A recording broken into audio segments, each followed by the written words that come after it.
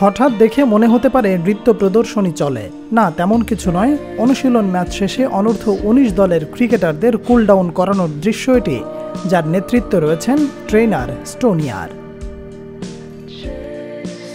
২০২০ সালের যুব বিশ্বকাপে বাংলাদেশ অনূর্ধ্ব ১৯ দলের ফিটনেস ট্রেনার ছিলেন ইংল্যান্ডের রিচার্ড স্টোনিয়ার। যুব বিশ্বকাপ জেতানোর ক্ষেত্রে দারুণভাবে উদ্দীপ্ত করেছিলেন দলকে। আবার নিজ পরিচিত ডেরায় ফিরলেন এই ট্রেনার। যুব বিশ্বকাপ জয়ী কোচ নাভিদ নওয়াজকে ফেরানোর পর এবার এলেন স্টোনিয়ার। ২ বছরের জন্য তাকে নিয়োগ দেয়া হয়েছে। স্টোনিয়ার ২০১৮ সালে যুব দলের ফিটনেস ট্রেনার হিসেবে কাজ করেছিলেন। এর আগে তিনি পাকিস্তান সুপার লিগের দল লাহোর কালান্দার্সের ফিটনেস কোচ ছিলেন। বাংলাদেশে এসে মাত্র ২ বছর সবার মন জয় করে নেন তিনি।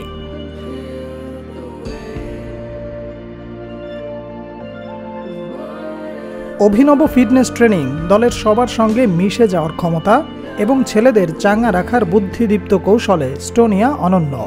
যুব দলকে বিশ্বকাপ জেতানোর পেছনে যার ভূমিকা ছিল অসাধারণ, পুরো দলকে এক করে উজ্জীবিত করেছেন টুর্নামেন্ট জুড়ে। ২০১৮ সাল থেকে ২০২২ পর্যন্ত ৪ বছর কাজ করেন বিসিবিতে। এরপর পারিবারিক কারণে দেশে ফিরে যান। বিসিবিও তার সঙ্গে আর চুক্তি নবায়ন করেনি।